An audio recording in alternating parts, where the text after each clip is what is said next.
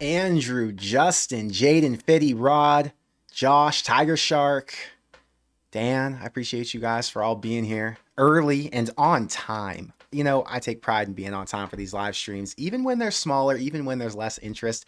This week, I don't know why there's been less interest. I said this last night on my live stream. The views are just down. But you know, the people who are the most excited, the most passionate about this team, they're always tuned in. They always want to consume as much information as they possibly can, even when we know what the outcome's going to be. You know, it's been a long time since I've been able to look at a game, especially a ranked game, and say, I feel confident that Nebraska is going to go in and do what they're supposed to do. They're going to win a game that they're expected to do.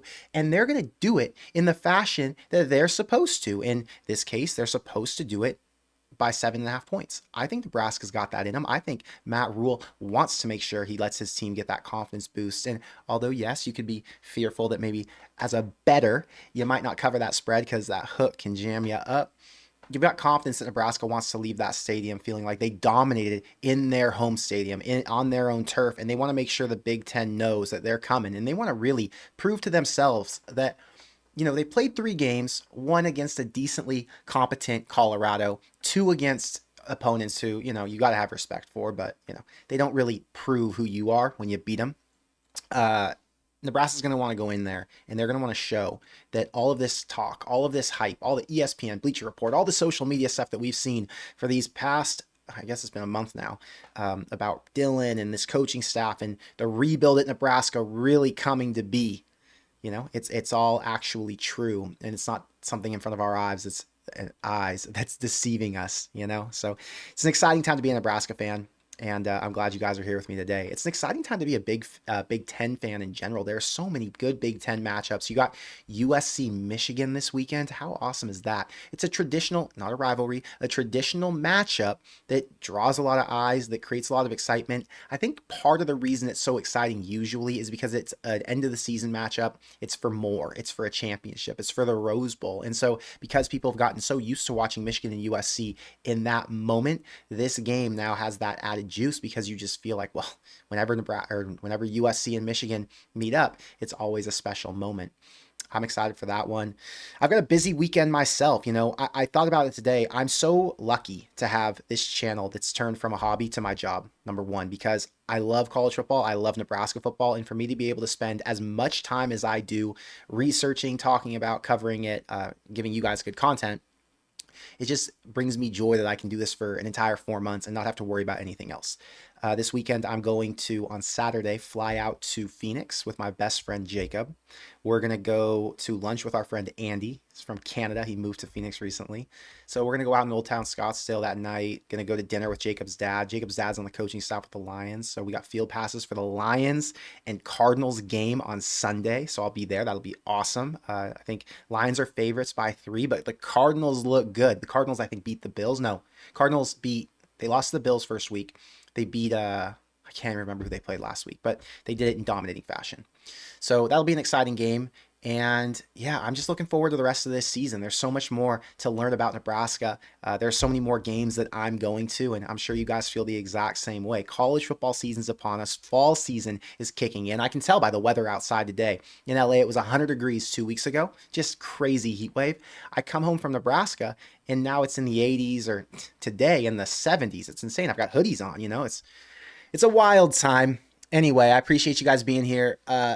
Before I get into some things, when I started this channel, I had a lot of friends support me on my, I guess, decision to spend a lot of time and give up some other things I was working on to see if I could make it as a YouTuber talking about Nebraska football, because it was an investment, right? I had to spend thousands of dollars into my equipment. I had to spend a lot of time researching, learning how to do this, and it's paid off. But at the time, it was really tough. I had a lot going on, and I had a career that I had been building up throughout my 20s in LA, and this was just kind of a pivot. So I had a lot of friends who supported me. They all followed my Corn Craze page. They shared it. They talked about it, and they all had their own things going on, and all of my friends are exceptional at whatever they do. But this week, one of my really good friends, Farouk, he had a milestone moment, and I'm like so proud of him. We think back to when he and I were doing all the things we were doing in LA, just trying to hustle and come up. You know, he came from Canada, single parent household, didn't have a dad, kind of took care of his mom and his brother. He lived in the basement. I mean, this guy was doing whatever he could to get out of his situation. Came to LA. He had a visa, but he could only stay for however long, right? And he built this huge Instagram brand, and he's now kind of taken over the crypto and NFT space on Twitter. He's one of the biggest crypto and NFT influencers out there. And then this week, I mean, he hit kind of the pinnacle for what he does, and he was able to go to Mar-a-Lago and interview Donald Trump for over an hour. And no matter what your opinions are on Donald Trump, I don't care. It's not about Trump. It's about this dude coming from nothing. He's what, my age, 30 years old. And he's figured it out. He had the odds stacked against him. He didn't come from money. He didn't have opportunity laid out in front of him. He created his own path. And it honestly makes me emotional knowing like where he comes from and the struggles that we went to when we came here and having to figure things out and how to make shit pop off. And he did it. And he's been exceptional at what he does. And now to have this moment is like 30 years old. It's so good to see. And yeah, because he supported me so much on my journey. He was always a supporter of Corn Crazed. He follows our Corn Crazed page, has seen the YouTube channel. I mean, he's tapped into all of it. I'm just really proud of Farouk and all of my friends who are doing really big things because they've all got it going on. So thank you guys for supporting me. Obviously my friends, but thank you guys too, because it's been good to be able to build this up to what it's become. Anyway, I'm going to get to the chat because we got some things to talk about tonight. I've got a full show. I've got all these tabs open. I've been sitting on my computer looking at ticket prices. I've been looking at some things about the 400 sellout. I'm like, man, this is such a special moment at Nebraska. And a lot of people, they undersell what it actually is. First off, Iowa fans love to undersell it. Colorado fans, they love to go on Twitter and poke and prod and say, you know, Nebraska doesn't have a real sellout. It doesn't really count. I see empty seats. Look at this screenshot from 2021 after Frost got fired and you had nothing to be excited about. Look, there were 11 people who didn't show up in this section and they left in the fourth quarter. Shut the hell up. You're just hurt because you don't have a real fan base who could show up the way Nebraska fans do. So it's okay, but it's just your own insecurities. And that's typically what people who hate are, right? They're insecure bums who can't get over their own issues. And so they go and take it out on other people. Look, Nebraska's winning. Nebraska's stayed relevant. Nebraska, through all of it, has figured out a way to dominate the headlines. And you know who hurts the most? It's the teams who've been good. The teams who've had their moments to shine, and still, when they were good, they didn't get this type of credit. They didn't get this type of look. They didn't get the shine that Nebraska's getting when they're looking like potentially an 8-win team. Think back to the best Colorado teams, the best Iowa teams. When was Iowa or Colorado outside of the Deion situation, right? The Deion situation, I don't even credit to be Colorado. Deion's his own entity, respect to Deion, but that has nothing to do with Colorado. Deion would have gotten that attention anywhere he went. But Iowa and Colorado, when they both had good teams and they both deserved more credit, did they get it? No. When did you ever pay attention to Iowa or Colorado, even as 10-win teams, 9-win teams, whatever it was? You didn't. And so they're upset that Nebraska is now dominating the spotlight. It feels good when you're a Nebraska fan. And you know why it feels really good? Because you know recruits are seeing it. You know that this one thing has been holding Nebraska back, the lack of winning, the lack of positive press and publicity about this program. And I get it. I know why there wasn't any. I know why it was so hard to find positives to talk about in the Nebraska world. It was all negative all the time. I mean, I literally have talked about this in the past week. I built my brand off yelling and talking shit. It's not like that anymore. So it just feels really good.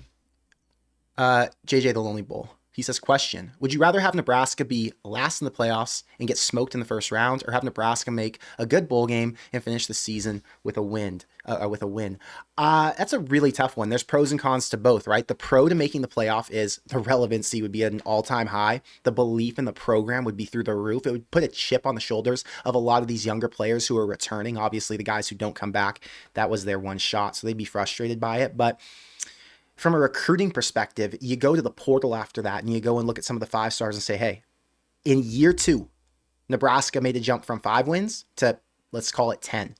And Nebraska went to the playoff. And yes, they got smoked in the first round, but they had a true freshman quarterback. They had true freshman receivers. They had tons of young guys playing on the defense. If they can fill a couple holes with big name, talented playmakers, and like Michael Terry, for example, And if they can get a couple guys out of the portal to refill some of their positions, think about this. Nebraska's going to have to go to the portal next year. I would say they bring in 6 impact starters right away. It's a totally another conversation, but let's just cover it real quick. Nebraska's going to need a guy in the secondary. They're going to need a guy at linebacker, and they're going to need a guy on the D-line. On the offensive side of the ball, they're going to need at least one guy at tackle. They're losing both tackles. They're going to lose one guard. They're going to lose their center. So if they could get a guard or at least one interior lineman and one tackle, they could start right away. That'd be massive. And then they're going to need one receiver, I would think. Nebraska has plenty of talent, but when you have Dylan Raiola throwing the ball around and the way Nebraska's about to finish this season, there's going to be a lot of interest from a big name player who's going to want to, number one, get paid, number two, come and play with one of the best quarterbacks in the country, and number three, be in position to compete for a championship, which Nebraska will be, at least for the time being. Going back, I think that the playoff, because of the hype around it, I think that would probably be the best for Nebraska. So right now I'm going to say I'd prefer the playoff. The thing with the bowl game, finishing the season with a win, that would feel really good as well. I mean, that's what we all hope for, right? I mean, the playoff's a little bit out of reach at this point just because Nebraska's been so far removed from that for so long. But either of these outcomes I wouldn't hate. I would prefer the playoff just because of the national recognition you would get from that. The chance for Nebraska to be in the playoff would just be so incredible, knowing the last 5 years, 10 years, how far they've fallen down the totem pole, right? It's like, wow, Matt Rule is on freaking fire. So yeah, I don't even like thinking about it because I don't want to get my hopes up. The fact that we can just make a bowl game and win that would be incredible. I mean, the cap to the season and the way that we would all feel going into the off season, it would just be so much different from anything we felt. You know, I haven't felt that inspired feeling since 2018, I guess, going into 2019. And that wasn't even because Nebraska had a win. They lost to Iowa, 2-point conversion to Cade Warner from Adrian Martinez. After that, Iowa kicks the field goal. Nebraska loses. I think Nebraska covered in that game. They were probably a 6-point dog, lost by 3. Doesn't matter. Just thinking back to the feeling of it. We went into that offseason so optimistic. Sophomore quarterback Heisman hype. Scott Frost going into his second year. Nebraska's going to get to a bowl game minimum, and they have some aspirations similar to what this Nebraska team has right now. And outside of that one season, I can't remember a time where I felt that. I'd have to go all the way back to like Bo Pelini, right? 2014, 15. 2014 was probably Nebraska's best season at the end, where you felt really positive. Obviously, I think that was the Pelini fired year, 15, 16, 17. Yeah, Pelini got fired, and then Riley came in. Nebraska ended up going to the Holiday Bowl, played USC, came down to the wire. DeMornay Pearsonell played great. Met DeMornay Pearsonell at the Colorado game, by the way. Great guy, super nice. I really like him. He's like one of my favorite Nebraska players ever. Nebraska had Amir in that game. I don't think he played that much, though, or that well. He probably was hurt. Tommy Armstrong, I think it was like a 44-41 game, 45-42. Crazy Holiday Bowl. I felt inspired after that, and I felt like, maybe Mike Riley can come in and ignite this team. But outside of those two moments, I really cannot remember feeling that optimistic. So whatever it is, yeah, I'm pumped. Sorry, I'm getting on tangents thinking about your comment. It's just, it's this fantasy thing in my head where I'm like, wow, what would it look like? But I don't want to get too far ahead of myself. It's week 4. I'm enjoying the moment. I'm enjoying what Nebraska has now. They have this prime opportunity to play a top 25 team at home, a team who they've struggled with over the past 4 years. And yes, it's just Illinois in the national media's eye, but Illinois is a good football team. They're strong up front. They have multiple NFL caliber players. They have a great coach who's proven to be solid in the Big Ten for years at multiple schools, right? So winning a game like this would be so big. It just, the momentum would be. Brad, thank you for the $20 super chat. Thank you for being a member. He says, Connor, thank you for all you do. I'm looking forward to tomorrow to do what we're destined to do. We need a loud crowd like for Colorado and Stanford volleyball last night. Good to have met you, GBR. Good to meet you too, Brad. He says that I think we met at the Colorado game. He says that we need the crowd like Colorado and Stanford. So I was at the Colorado game, obviously, and the crowd was freaking ballistic. The Stanford volleyball game, I saw some clips. I don't know what the environment was like, but it did look pretty electric last night. I think this crowd's going to show up and they're going to be loud just like they were for Colorado because, number one, it's the sellout. Number two, it's the night environment. And number three, they appreciate that the team is now doing their part. I'll tell you the toughest thing as a fan. The toughest thing as a Nebraska fan for the past 10 years has been to love the team as much as I do and not get any love back. I sat on a bus in 2017 on the way from the shuttle rental to or the what was it? The shuttle bus to a shuttle bus to a separate bus that would take me back to Eugene or from Eugene to Portland for the Oregon game, and Nebraska had gotten beaten. And I was like, listening to the Nebraska fans, and I was like, okay, you know, they're down, but they weren't broken yet. And then I was on a shuttle bus for a rental car thing in Omaha 3 months later. I think it was like 4 or 5 games later. It was against Wisconsin, and Nebraska lost at home. And the conversation had shifted. And it went from the original in September where people were like, oh, you know, this team has room to grow. They're going to be okay, to I'm done going to Nebraska games until Mike Riley is gone. And I was like, whoa, that was a hard shift. But it made sense why. It made sense because they were tired of seeing the same nonsensical things over and over, and they wanted a championship contending program because you know what championship effort looks like from fans? Traveling around the country to different stadiums, going to games, paying and donating money to the school and the program to make sure that they're in the best position to succeed, buying all the merch and the gear, wearing red, investing in watching every single game, right? There's so much fan investment that's gone in, and we've given so much that now that we're finally getting the love back that we've wanted for so damn long from the football team, we're willing to show up. I was showing up when you didn't give me shit. So now if you're giving me something, do you know how much crazier I'm going to be? I started a YouTube channel when Nebraska was at the bottom. I quit my life. I had an amazing situation in entertainment. If I wanted to stick to my career path and go that direction, I would have made a ton of money. My connections were ridiculous. I mean, a lot of you guys know about my life before Corn Crazed. My everything I had set up for myself was amazing. I sacrificed a lot of that and said, I'm going to take time away from that to build a channel around something I'm so extremely passionate about, something I love so much. And it's not even a guarantee that it's going to work. I'm going to put full-time effort into it to see if I can make some money at it, see if I can turn it into something, but it's not a guarantee. That's how much I love the team. That's how much passion I had for it, right? And I'm not alone in saying that. There are a lot of people who feel the exact same way I do.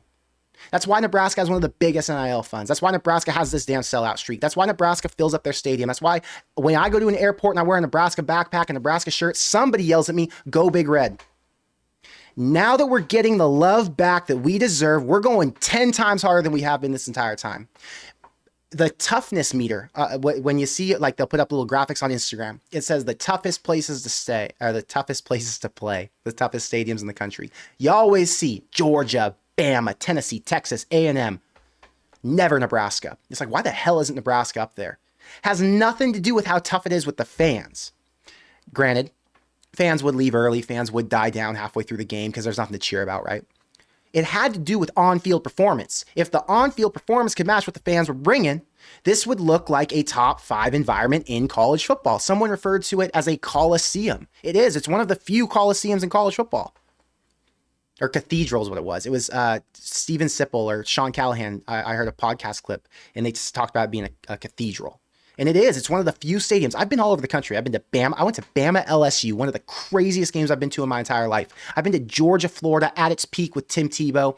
I've been to Texas USC at both stadiums. Incredible environments there. I've been to OU, Nebraska. I've been to Penn State, Michigan. I've been to all these stadiums. Ohio State. Nebraska is a premier location. It is freaking awesome. The fan base is insane.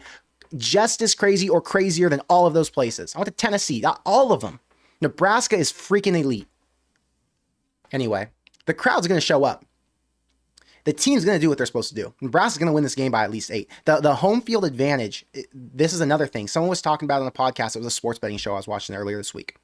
And they said, you know, the actual home field advantage point should be 2. 3 isn't real. 3 is what Vegas has decided, and it's been kind of the norm. But the actual, if you do all the data, it's 2. It's a 2-point home field advantage.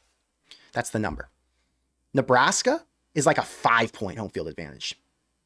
Because when you have a stadium that gets that loud, that ruckus, number one, it messes with the ego and the confidence on the other sideline.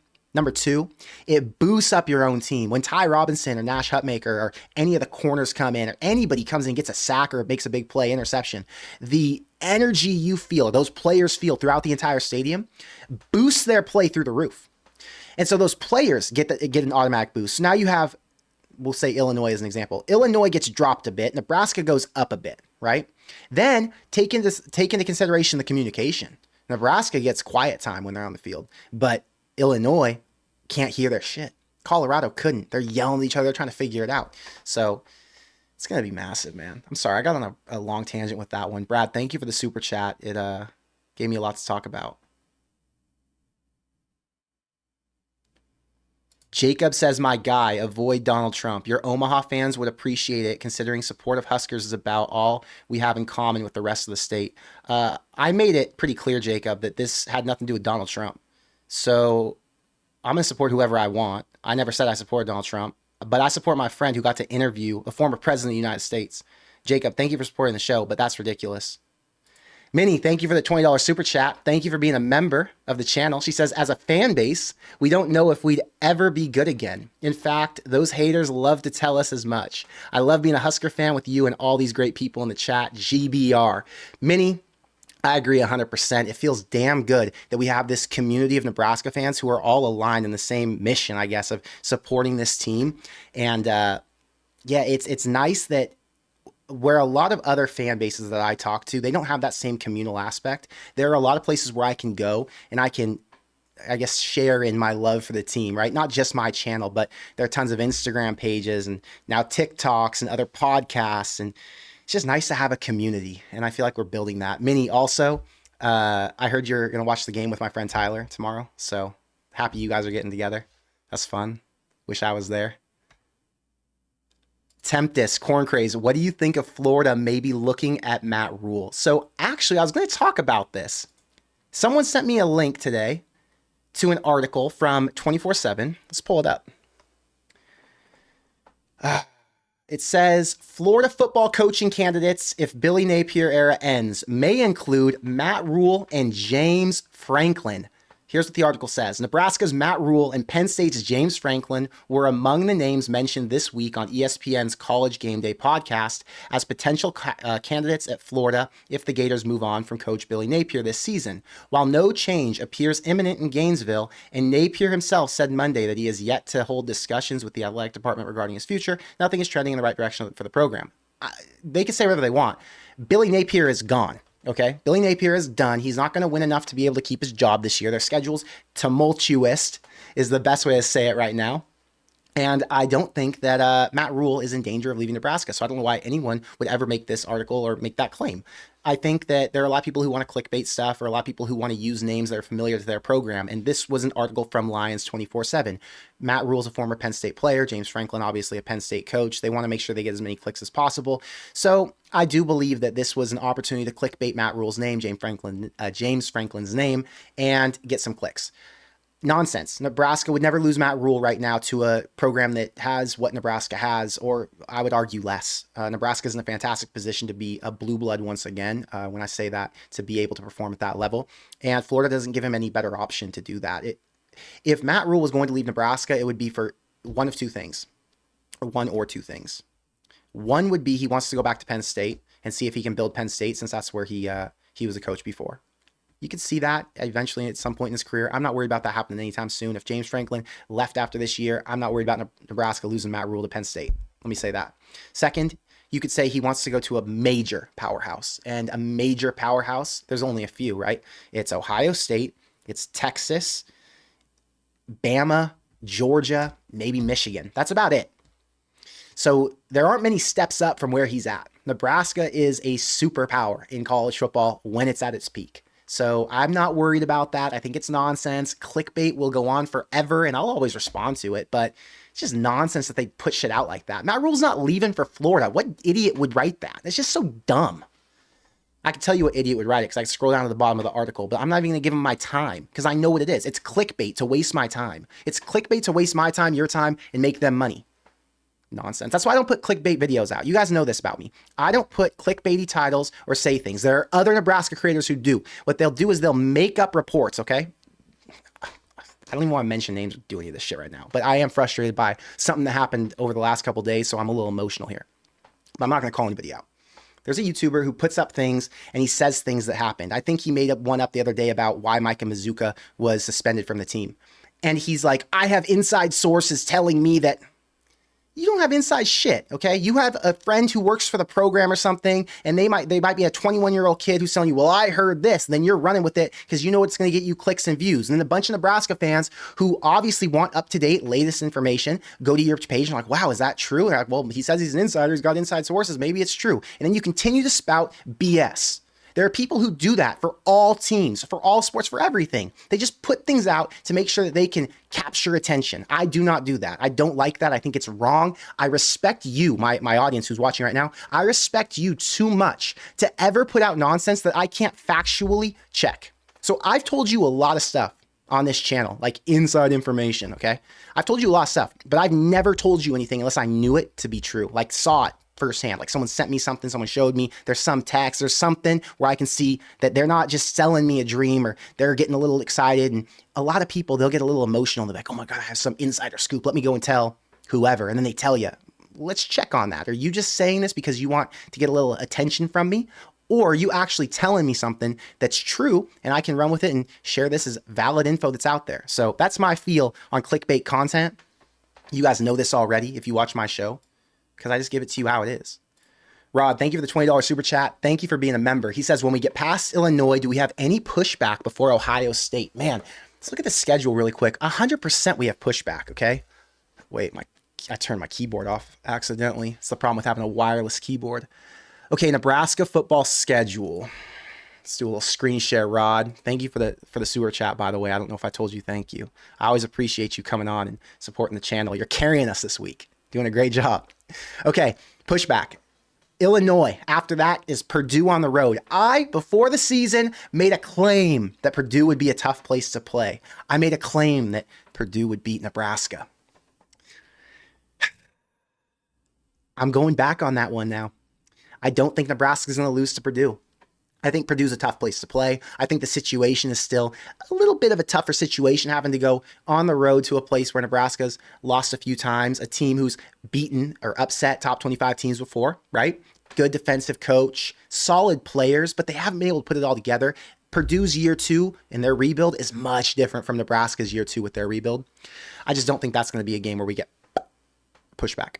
Next is Rutgers. I think Rutgers is going to be a tough game, but I think Nebraska's going to be prepared in that one. That's a game where I think the line will probably be 7.5, similar to what we see against Illinois, and Nebraska should handle that. Then you get Indiana on the road. That's the pushback game, right? That's the game where you have no idea what's going to happen. Similar to Nebraska, similar to Illinois, Indiana is unproven. They're untested. They played UCLA. They played Western Indiana or something. They haven't played anybody. And this week they'll play Charlotte. So their record could look very good. Their ranking could be deceivingly high, right? They could be a top 25 team having beaten Michigan State. Wait, no, they didn't beat Michigan State.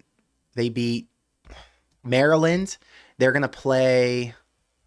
Why don't I just click it? I'm sitting here trying to remember stuff off the top of my head. I could just click it and find out their record. Okay. They beat UCLA. Oh, they play Maryland. They play Northwestern. That's what it is. Michigan State beat Maryland. Okay. If they win these 2 games, does that say Indiana's some solid, great team? No.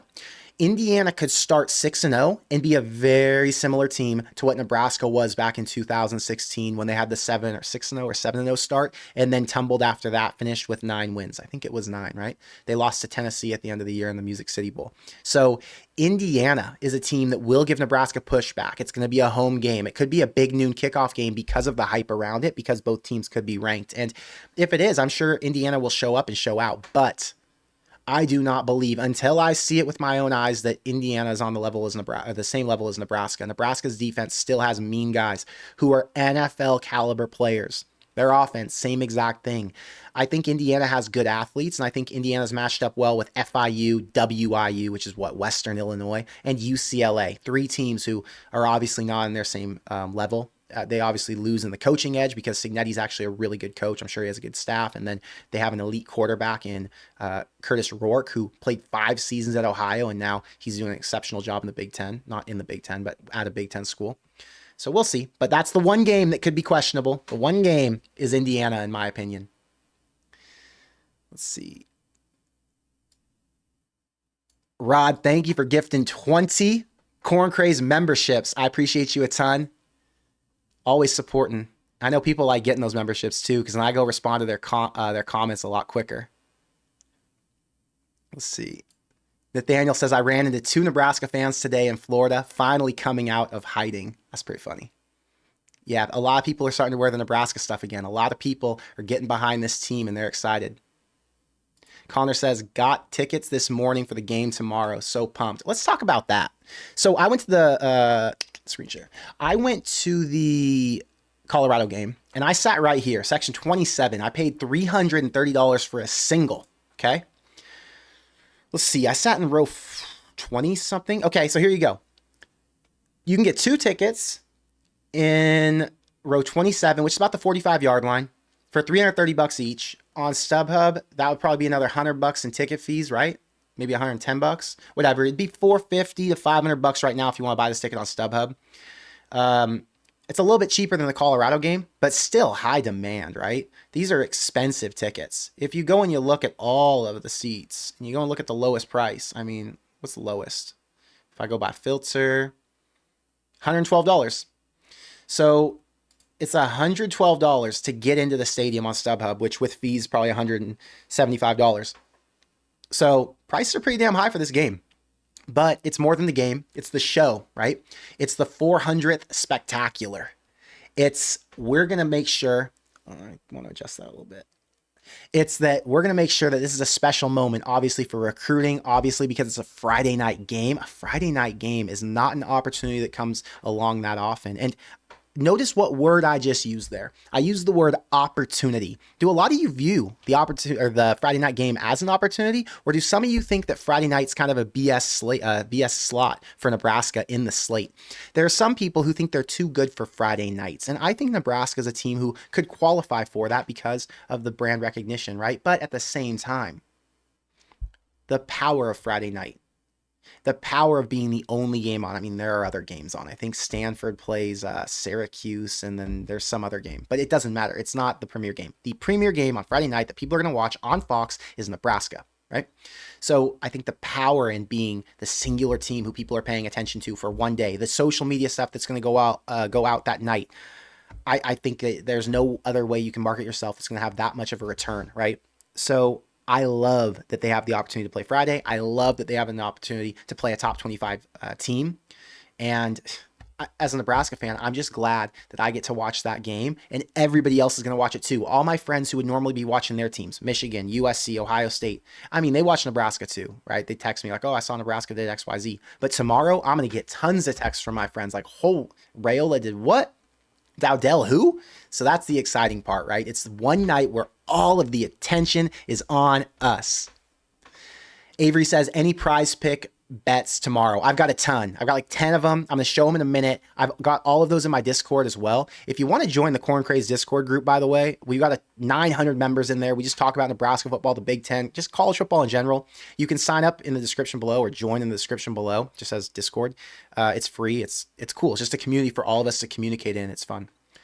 But I put all my prize picks there so you guys don't lose them. That's one thing I never like to miss, because I want to make sure you guys know what my bets are. I do my spread bets in there as well. I have a ton of spreads this week.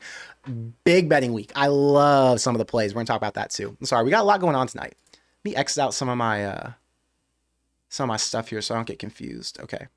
I want to get to everything in the show. How long are we in? We're in 36 minutes. Wow. I'm so appreciative of you guys coming here and hanging out with me. I love doing the stream and talking about Nebraska football with you. It's so damn fun.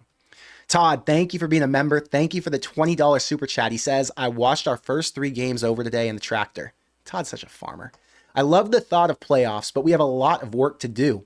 I'm still at let's get to a bowl game. Prove me wrong, players. GBR. I am in the same boat as you.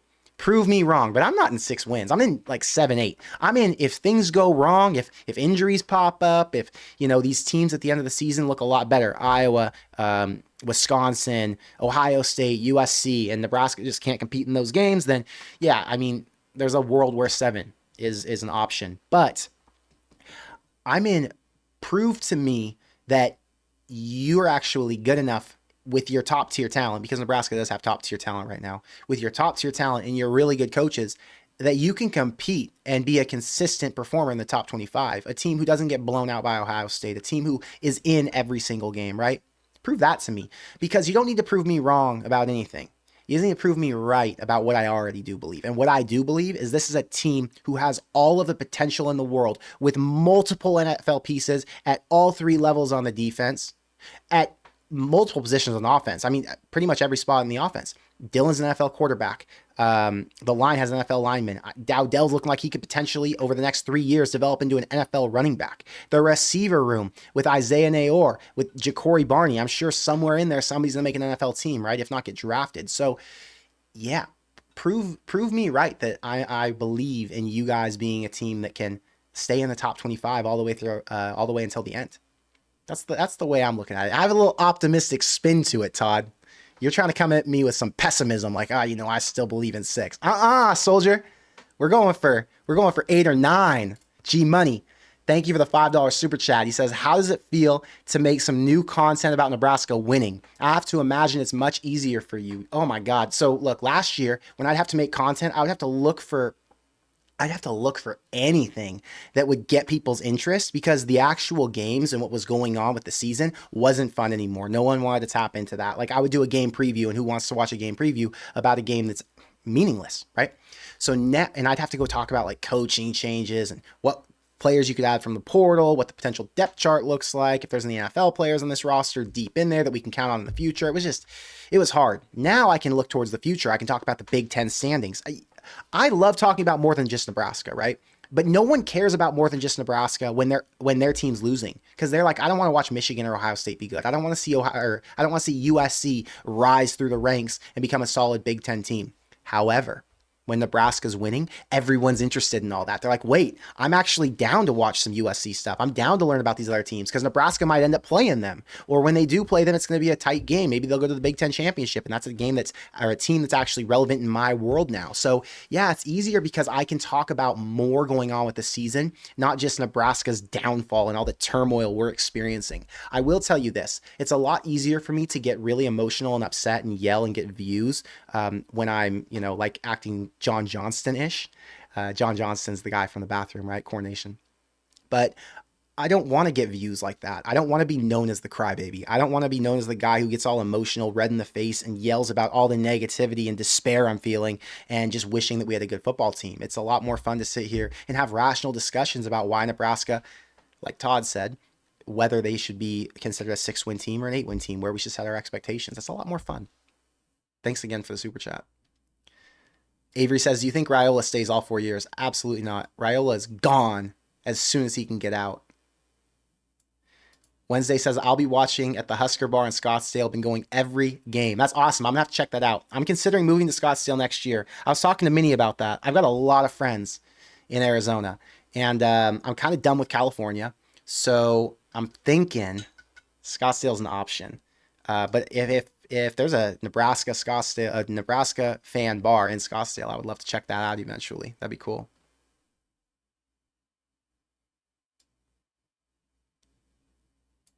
Sean says, how many rushing yards do you think Nebraska gets in this game? Over 170. And on the flip side, do you think that Illinois gets over 100? Illinois had some good success with larger backs. I don't think Illinois goes for over 100. I would say Nebraska goes over 170. I think Nebraska's going to get close to 200. Right now, I'd say Nebraska's goal is to run the ball until Illinois proves they can't stop, or that proves they can stop them. And I don't think that's going to happen. I think throughout the game, Nebraska's going to have some good chances to run up those yards. Let's see. Crypto Fox, thank you for being a member for 2 months. He says, even my coworkers that don't watch football are pumped. That's the thing. It's the whole environment, the energy. I was talking to a friend who lives in Louisiana, and she works at bars. So she's like bartender or whatever. And she said when Saint season comes around, everyone gets all pumped up. She makes more money. She wants to wear the jersey. Like, it's the whole community thrives and feels it. You know what I mean? And the same thing goes for Nebraska. You get the whole community involved and engaged, because Nebraska winning is good for all of us, right? It brings more excitement, brings more joy. When I walk into the bar or the restaurant, I'm willing to spend more money. I'm willing to hang around more because I'm not going home to moat. I'm pumped up. So yeah, as a community, we just are all uplifted, feeling our team win. It's so nice. Businesses, I promise you, the businesses are feeling it the most. They're pumped to have a winning team. The businesses should be doing as much as they can for NIL as anybody, because a good team is good for the local Nebraska businesses.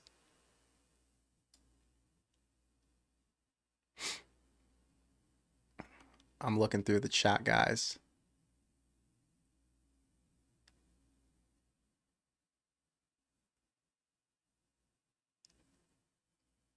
Richard, thank you for the $2 super chat. He says, where do you think Tony White will end up? This was actually a discussion I had yesterday with my buddy. So there are a few schools who are going to need a coach after this year. Mississippi State, Florida are two of them in the SEC. Arkansas could be a potential if Sam Pittman doesn't work out. You look over to the Big 12. Colorado could lose Dion. I don't know.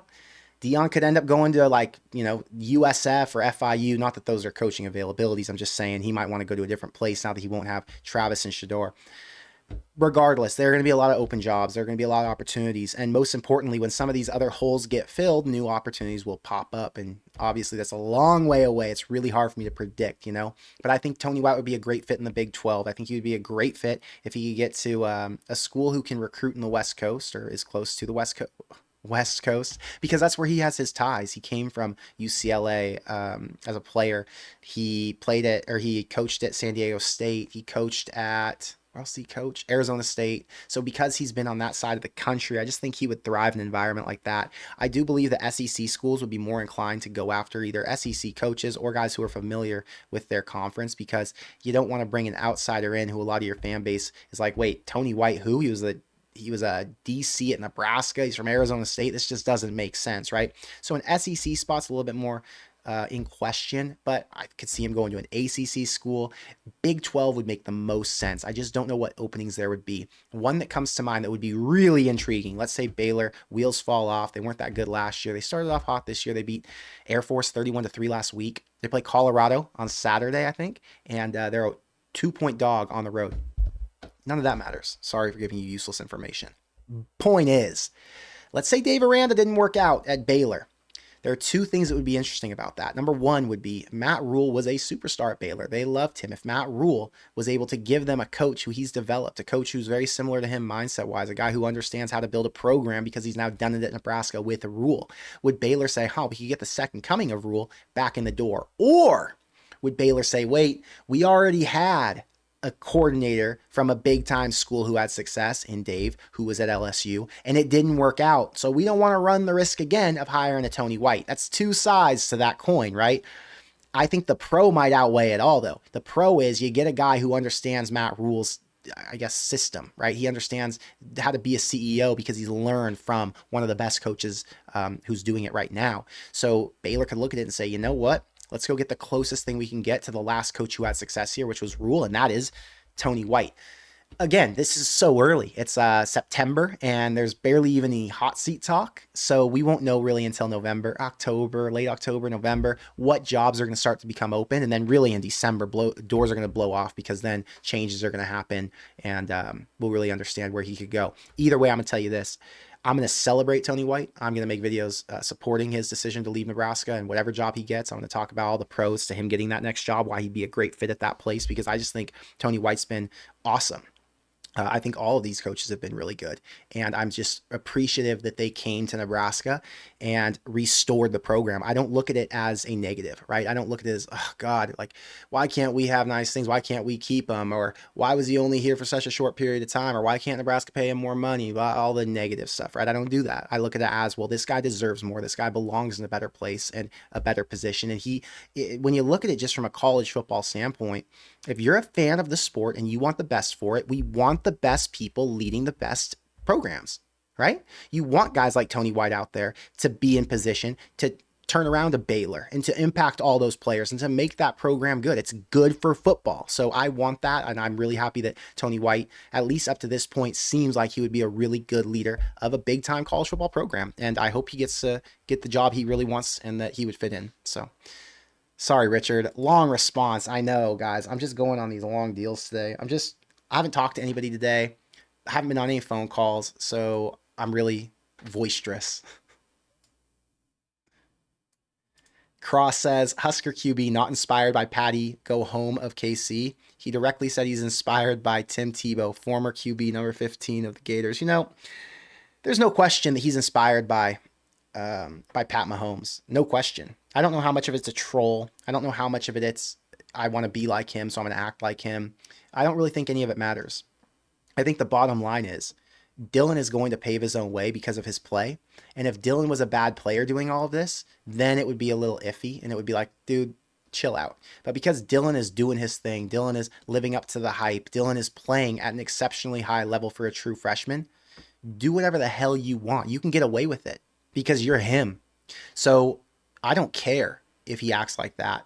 And I don't care when national people or trolls on Twitter bash him. It just doesn't matter. Scoreboard. Go look at what Dylan's doing.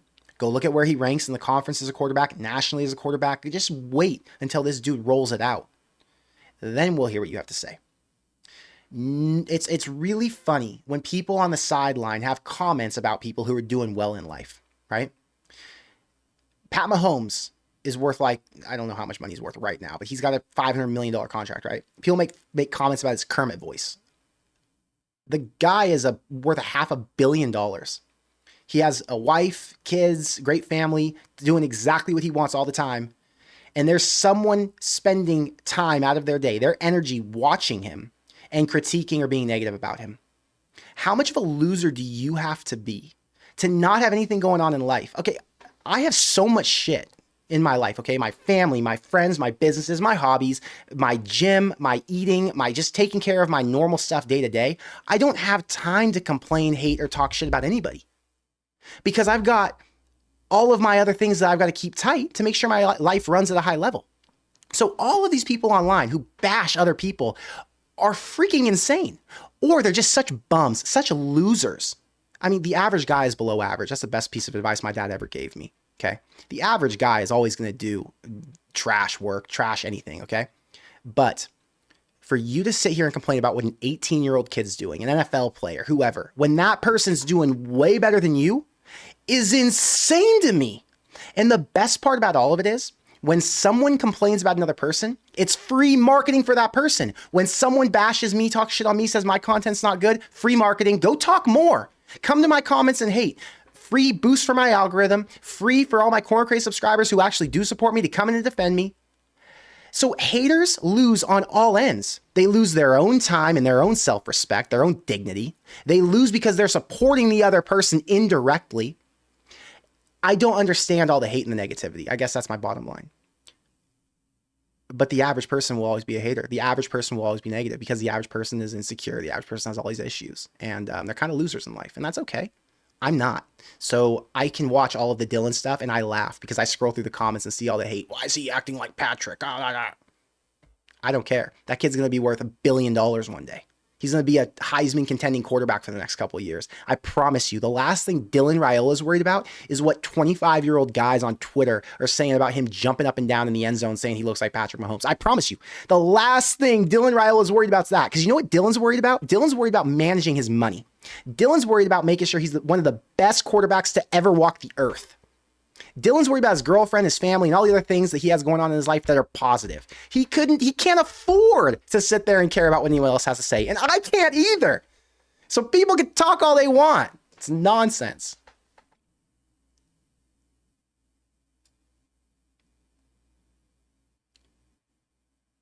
Sorry, guys. I'm scrolling to the bottom of the chat. There's a lot of chat that's popped up while I've been on my little tangents. I answered that.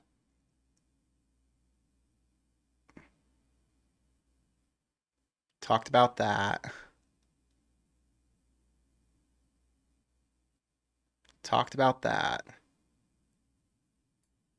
Douglas says Tony White could end up at UCLA if that coach doesn't get it together. For real.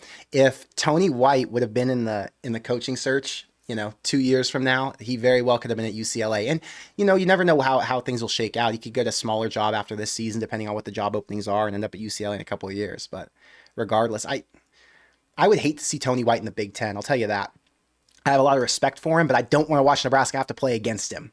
I mean, I think we can all agree with that, yeah? Colby says, I'm sick of he's going to start making a lot of freshman mistakes in conference play BS by PFF. He's the best QB he's sick of it by other people. By PFF, he's the best QB in the Big Ten other than Gabriel at protecting the football. No freaking question. He has one interception. He's freaking awesome. But yeah, people People hang on and try and find reasons to not buy into the hype, to not believe. People usually like to be more pessimistic in their predictions for players, or they like to play devil's advocate when everyone else is hyping someone up. They want to bring them down a little bit and bring them back to reality. I totally understand that, respect it. But yeah, I do think it's nonsense. The whole idea, Illinois is a different beast. Their defensive coordinator, he's young, but he's going to come in, he's going to show some different looks. And they're going to play zone on him. Zone's how you really screw up. Zones and blitzes is how you screw up a young quarterback. And now Dylan's going to struggle. Shut up. Dylan is good. Dylan is going to be straight this game. And now I could be wrong. And if Dylan comes out and shits the bed, okay, I did not see that coming. But as of tonight, September 19th, Dylan looks as good as advertised. And I'm not saying he's a Heisman contender. I'm not saying he's a top 5, top 10 quarterback in college football, but he's competing as a top 20 quarterback in the country. He is looking like he could get it done at a really high level, no matter where he was going to play. Georgia, Texas, it doesn't matter. He could fit in and be exceptional in whatever role he was asked to play at those schools, okay? So I agree with you, Colby. 100% on the same page. Tiger Shark says, why does everyone think we will lose to Indiana? I don't know anyone who thinks we're going to lose to Indiana. I think part of it's FPI put up a prediction percentage, and they put Indiana as the favorite. I think that's nonsense. Indiana's played no one. Nebraska hasn't either. But Nebraska has way more depth. They have way more NFL pieces right now.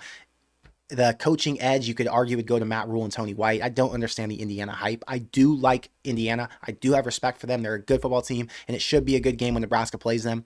But I don't know why people would be so hot on Indiana over Nebraska. It seems ridiculous. James, thank you for being a member, and thank you for donating 10 Corn Craze memberships. I appreciate you a ton for supporting the channel. You're the man. Judy, thank you for saying this. She says, this is not a place for political opinions, sir, GBR. That's right. We don't need to have political conversations in the chat. I opened up supporting a friend for an accomplishment he had, and I didn't give you any opinion on the candidate who he had a thing with. So we don't need to have conversations about political stuff. We're talking about Nebraska tonight. Judy, thank you for saying that. You're awesome. Sean says, huge fan, Connor. Been listening for a few years at this point, but haven't ever posted anything. Well, Sean, welcome to the comment section. I appreciate you. It's one of the best and most fun chat engaging areas you can be on Nebraska YouTube, because there are so many solid Nebraska fans in here who not only know what they're talking about, who are well researched, who know this team like the back of their hand, but they're supportive, they're cool, they want to help each other. The amount of people who've met from this chat group, like from this little chat box, the amount of people who've talk to each other in our different social media groups and who've become friends through Corn Crazed, can't even tell you. I get DMs all the time. People are like, oh, I met up with XYZ from da-da-da, all the time. And it's awesome, because the whole thing about YouTube and the whole thing about having a community is we all want to be able to grow in that community and find friendships in that community and, bond over something we all love so much. So I'm glad you dropped a comment in here, because every comment and every person who's taking part in the conversation is appreciated. And I can't respond to every comment that pops up in the chat, because it would just make our show be 12 hours long. I've already responded to a bunch, and we're already an hour into the show. So, and I've still got more to talk about. So yeah. Okay. I've got a lot to get to now that I'm thinking about it. So I should probably get to it. I'm gonna read a couple more comments. I'm gonna get to some things I want to talk about. Caleb, thank you for the $20 super chat. Thank you for being a member. He said, I think Rule is out to make a statement. No more hiding the cards. These guys will score more in the second half. My prediction is 35-10 Nebraska. Huskers are better than what they are ranked. Even Joel Klatt believes it. Yo, shout out Joel Klatt. I watched his show today. He said that the AP poll, he said what I wanted to say, which I think I have said it before, but Joel put it so perfectly. He's eloquent. He's a great speaker. I mean, it's his job, right? Joel Klatt goes on the show today. He said Nebraska should cover against Illinois. And then he said this. He said the AP poll voters don't know how to rank teams properly. They don't adjust throughout the season as they should. So here's what he meant by that. The AP poll voters put their ballots in. There's like, I don't know how many people, 50 of them, 60 of them, 70, who knows. They put their ballots in. So they put their opening week, and then they adjust based off that ranking. So if opening week they had Nebraska in their 36th slot, if Nebraska looks a little better than 36, they'll move them up to 33. Then the next week they look a little better, they'll move them up to 31. Then so on and so forth. They move them a little bit. They don't make drastic changes. So after Georgia Tech and Florida State looked like trash. Florida State didn't move out of the top 25. They slipped a little bit. Did they move out of the top 25 actually? I think they stayed in the top 25. They just slipped a little bit. I can't remember. Regardless, usually teams should make bigger jumps is his point. Michigan is a prime example. Michigan started off at like number 7, and now they're at number 18. Michigan doesn't look like number 18 team in the country. Nebraska looks closer to 18 than Michigan does. So why is Michigan that high up still? It's because the AP poll voters just shift a little bit. They don't move them drastically, and those drastic moves are probably what's in actuality what's going on. Teams now are showing after a few games where they should actually be ranked, and the AP poll needs to adjust for that, but they're not. And that's why people appreciate the college football poll. That's why people appreciate like the JP poll, Josh Pate, his rankings. They appreciate things that use different analysis on these rankings and don't just say, oh, well, iTest says this about this team from last year, so they should be ranked here because of last year, and then, brand and nonsense. Who's the best team today? Who would beat who? Right now, Michigan's not the 18th best team in the country. Maybe they'll prove me wrong this week, but as of right now, they lose to USC, kick their ass out the top 2025 and bring somebody who's ready to win right now in, because Nebraska deserves it. Illinois, you could argue, deserves it. Who's next? UNLV might be next. Caleb, thank you for the chat.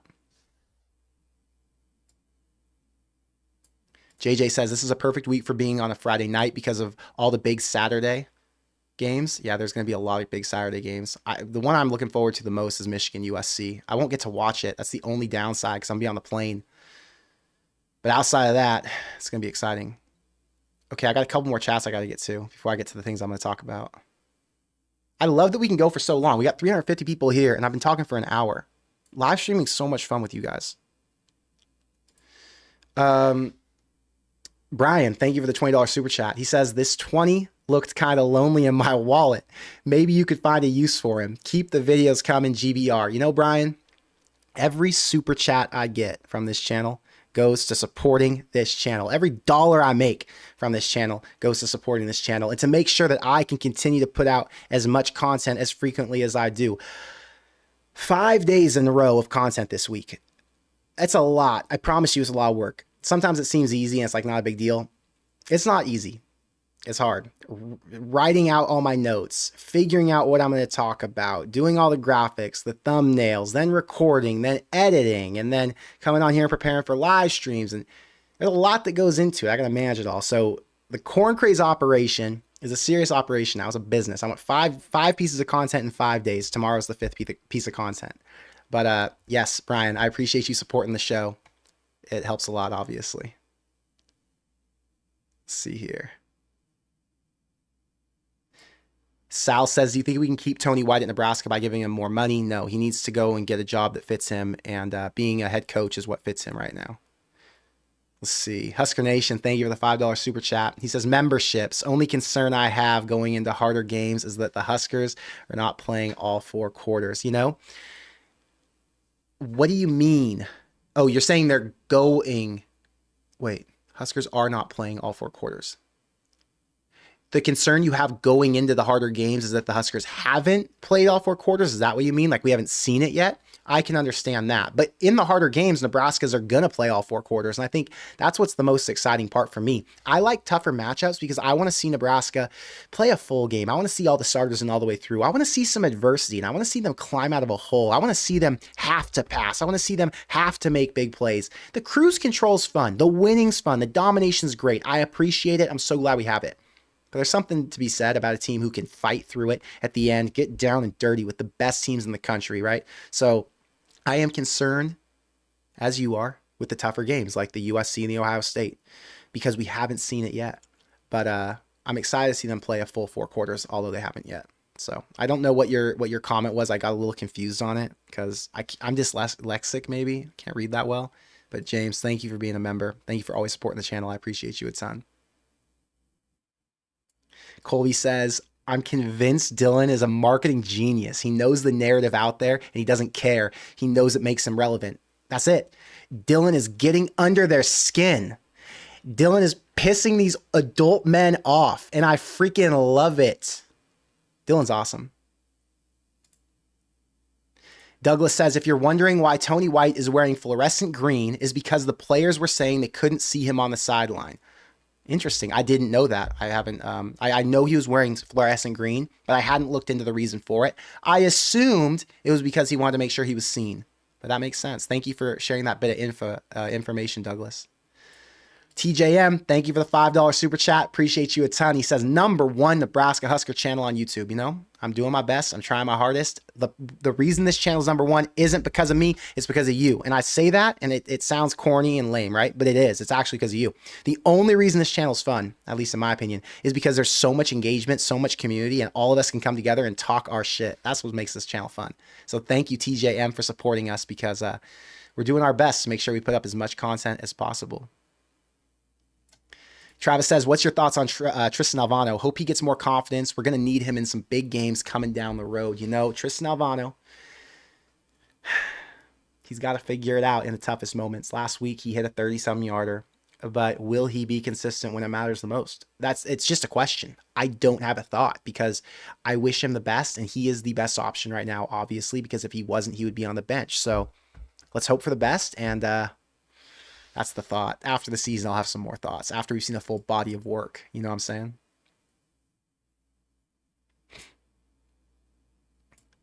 Don't get me started. Thank you for being a member for 23 months. He says, pick one. Beat Ohio State and win 7 or 8. Or win all but OSU. Oh, 1,000% win all but OSU. You win all except for OSU, and you're either in the Big Ten championship game, or you're probably getting a playoff spot. And that would friggin' be awesome. Playoff would be insane. Okay.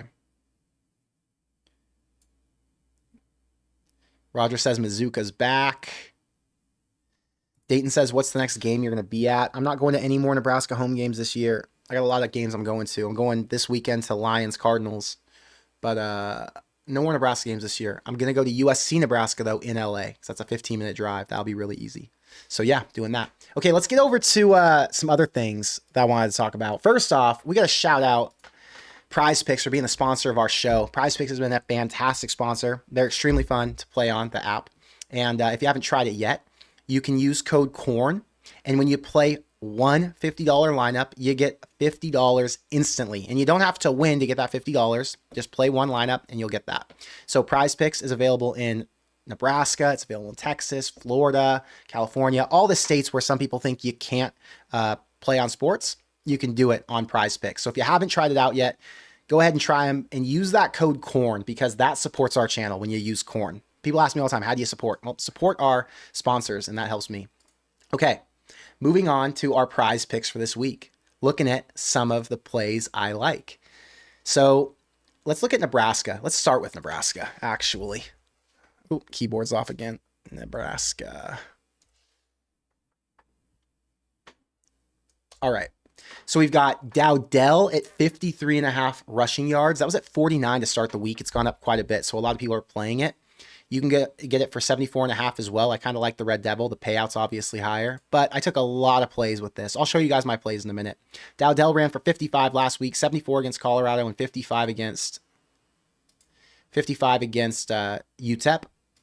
Here's the deal with Dowdell. Dowdell didn't play the entire game last week, still ran for 55 yards. This week he plays a defensive line who's equally as bad as what they saw last week. That's a joke. Illinois is much better than what Northern Iowa was, but I still do believe that Dowdell's going to have a day. So I love 53.5. I like 74.5 as a bigger play. Let's see here. Dylan Raiola, 214 passing yards. I like the more on that. I took a bunch of plays with 199 as Green Goblin just to be safe. You know, Nebraska's going to try to run the ball this game, although I do think they're going to pass it quite a bit. Let's see here. I don't like any of this rush stuff for Dylan Raiola. So here's the deal with Raiola. Rush yards for him, sacks count against him, and he rarely ever runs. So if he only runs twice a game and he only takes one, or he does take one sack a game, he's never going to have an explosive enough of a rush to really make this worth it. So against Colorado, 7 yards rushing. Against Northern Iowa, 13 yards rushing. Like, he has one run a game. It's not, that 24 doesn't make any sense. So although it's a Red Devil, I'm not touching it.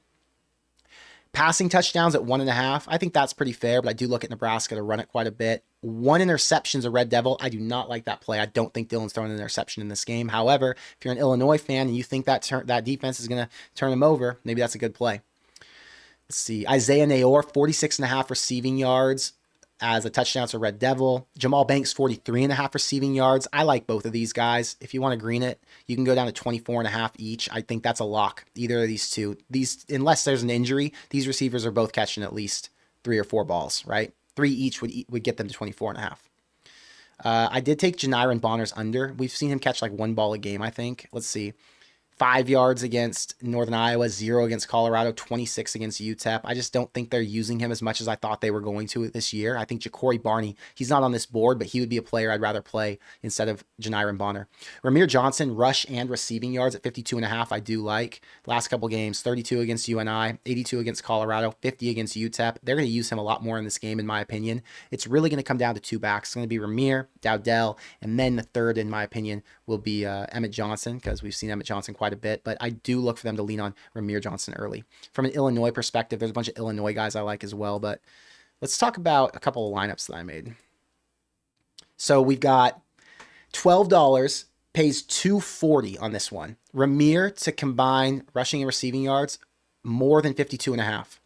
Taylon Green, the quarterback from Arkansas, more than 285 pass and rush yards. I think he did like 477 against Oklahoma State, and now he's going to be in a battle against Auburn. So love that for more.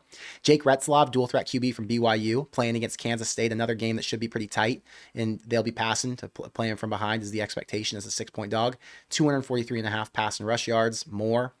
The Utah kicker against Oklahoma State, 2 field goals made, Red Devil like that. Ashton Daniels, the quarterback at Stanford, tomorrow night's game, 2 touchdown passes on Syracuse. They'll be playing from behind, so I like that decently. And then Zachary Franklin, 24.5 receiving yards against Nebraska. Love that one. So that would have a pretty nice payout, 12 to pay 240. Then you've got some in here.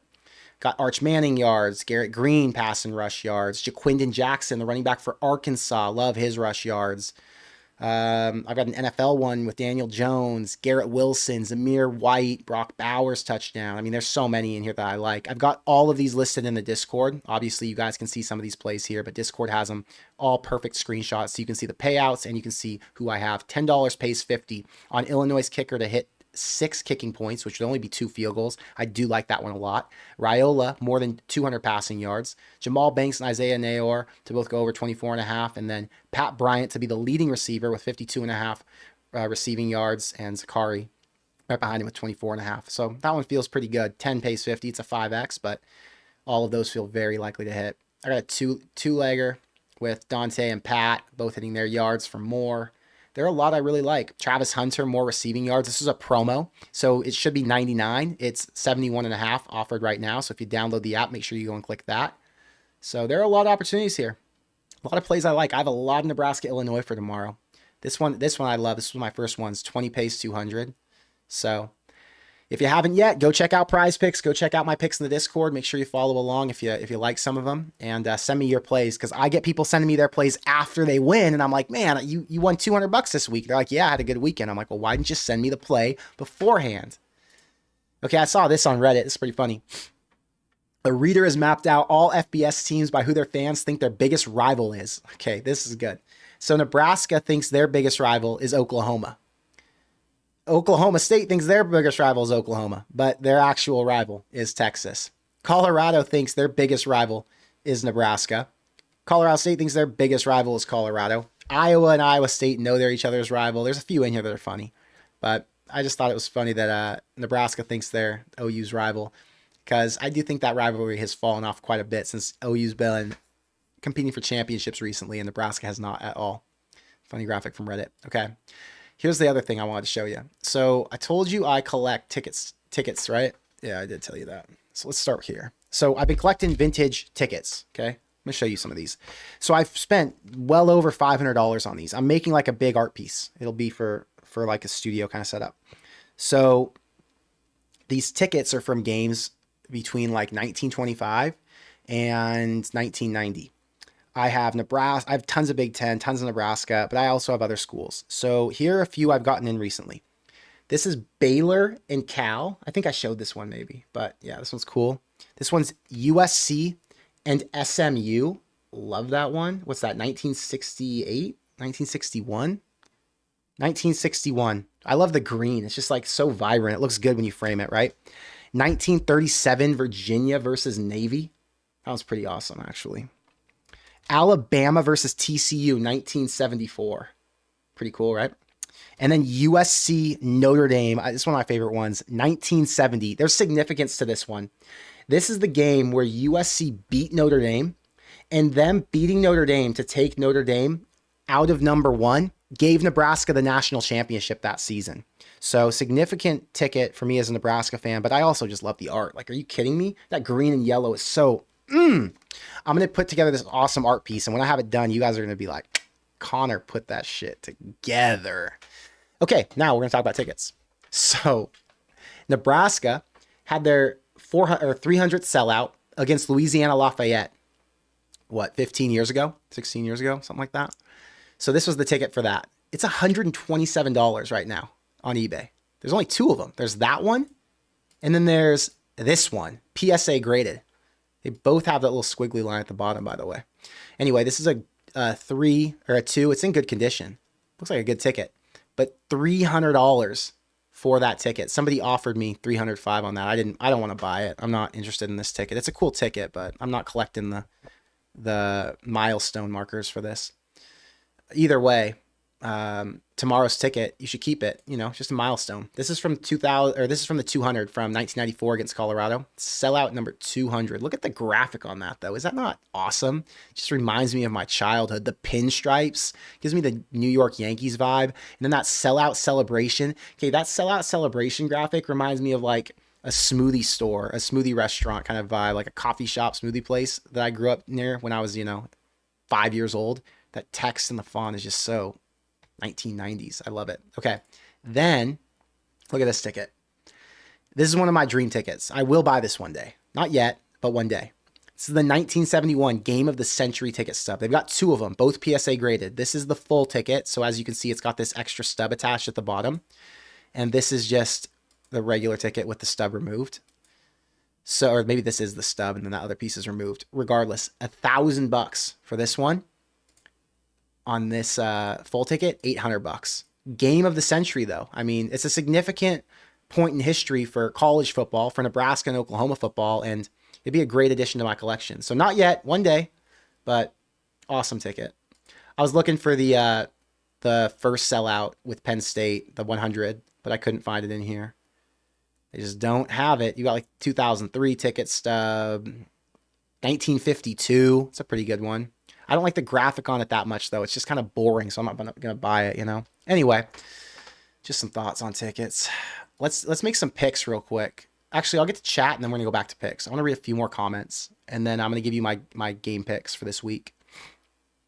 Smoking Cactus says, have you ever thought about doing a live during a game? I have not thought about doing a live during a game because the type of content I make, although it's entertaining and reactionary and fun, I like to be able to do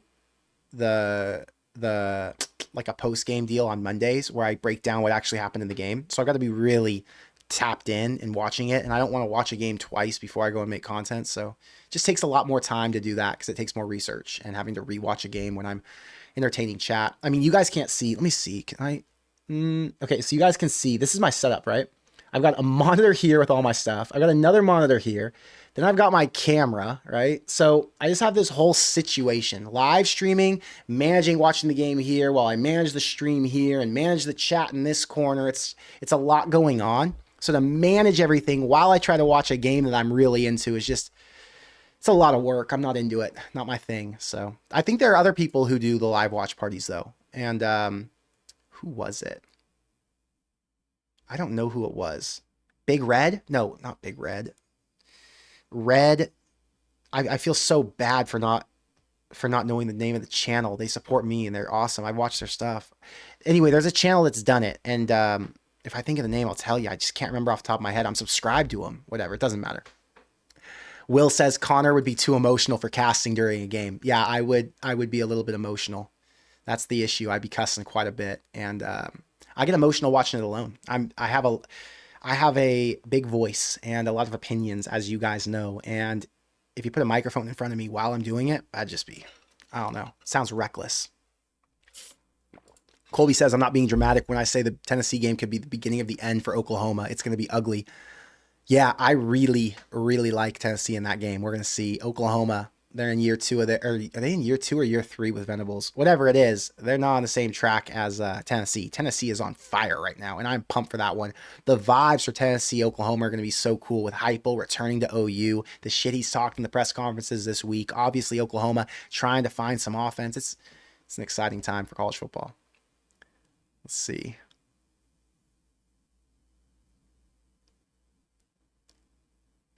Stuart says, does Tony wait for the job he wants, or does he take the first one that comes his way? There's going to be a job this year that comes his way. Last year, he waited for the job he wanted, or he waited for a job he wanted, and it never came. This year, after the way the defense is played and all the NFL guys who he's going to field go to the pros, there are going to be teams who come calling, and he's going to take one of those jobs. He might get five potential offers, but he will find one out of those 5 that he likes. That's my opinion. Chris says, what are your thoughts on Satterfield so far into 3 games? I have no issue with Satterfield. People love to bash Satterfield, and I don't know why. There are times when you're like, well, I don't know what the hell is going on. I don't know why they're making these play calls. But it's not all Satterfield. Rule wants to play a certain type of game. Rule wants to rest his players. Rule wants to make sure he gets guys experience. There's so much left to learn about this team because they haven't played a competitive game yet, right? Every game has been done by the second half. So I have zero problem with Satterfield. I think a lot of people's complaints actually would fall on Rule's shoulders, since Rule's the one who's saying this is how I want to do things, and Satterfield's just calling plays that align with what Rule wants to do. And I don't think there's any reason I should be judging Satterfield. That's just my opinion. I didn't judge Satterfield last year really either. I don't remember one time saying anything bad about Satterfield. The other Dave says, thanks for the Prize Picks promo. My play is Altmaier less than 203.5, Raiola more than 219.5, and Miller Moss more than 259.5. Love the Miller Moss play. Didn't think about going Miller Moss because I was nervous about Michigan's defense, but the more I think about it, Michigan's got one good corner. They have a couple good defensive linemen, but as a unit, they haven't been as cohesive as they were last year. And the Michigan defense, if they're playing a good offense like they did against Texas, could get absolutely routed. So Miller Moss, 259.5. I'm going to add that to a play. Thank you for throwing that one in there.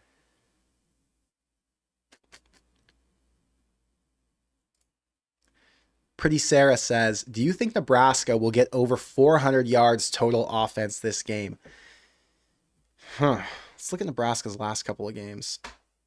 Let's just look. Let's just see what the vibes were. And it's hard to look at the past because Nebraska didn't have to play tough in the second half, right? Total yards, 334 against Colorado. Total yards, 423 against Northern Iowa. Total yards, 507 against UTEP. I would take the over. I would say Nebraska does account for at least 400 total yards. The way that shrinks and the way that they end up with less total yards like they did against Colorado is a quick score in the red zone. So Nebraska didn't even have to be on offense. Tommy Hill picked off Shador at the 5-yard line, walked it in, and right there, that was another 50, 60 yards that would have gone towards that total yard mark that Nebraska didn't have to get because they had a pick 6 in the end zone. So yeah, I think 400 is safe. I think, I'm trying to think. If this game's a blowout, they could just run the ball and manage clock like they did before, right? But I just don't know that it's going to be a blowout early on. I think Illinois is going to be in it, and it's going to feel like a competitive game, even if Nebraska has a 7 to 10 point lead all the way through. There will always be that backdoor feeling, like Illinois is good enough to come back at any time, in which case Matt Rule will not take his foot off the gas. It's going to be, we need to score now. We need to continue to play good defense, and we cannot let this team come back because, as we've seen at Nebraska before, there have been teams who Nebraska gets off to a little bit of a lead, and then the team comes back, beats them down, and then we get pissed off because Nebraska had the game won and gave it away at the end. So, yeah, I guess that's a little bit of a prediction for the game. Burnt World, Big Red Rant does the live reactions. Thank you guys for telling me. Big Red Rant. Jack says, are you going to the game this week? You know, I don't have any games I'm going to the rest of the season, but I'm considering if Nebraska was to make a bowl game or if Nebraska was to make playoff, going back to one of those games. So if they made the playoff, it would be hard for me not to go, right? Wherever it was, even if it wasn't a home game. But if it was a home game, I'd absolutely go. If it was a bowl game, I'd probably go. But yeah, I'm not going to any other games right now during the regular season, but I am considering potential future games this season. If Nebraska's having a good season, why wouldn't I want to go show up and support, right? So, yeah, that's where I'm at. Do you think the special teams gets cleaned up against Illinois? I think the special teams probably looks the same. Albano, 1 for 2 on field goals, 2 for 3 on field goals, something like that. Or Nebraska's just so dominant on offense that he's 1 for 1 on his field goals, and thank God we didn't have to worry about it. But I don't. The only special teams thing I worry about really is that. I'm not really worried about anything else. You could argue, oh, well, what about the punt block team and Isaiah Nayor running to the punter? And I'm not worried about that. I think Matt Rule is gonna get those guys tight. So it's just the field goal kicker. It's less about special teams and more about will the field goal kicker, the snapper, and the holder all be on the same page. I'm hoping for the best, expecting the worst. Okay.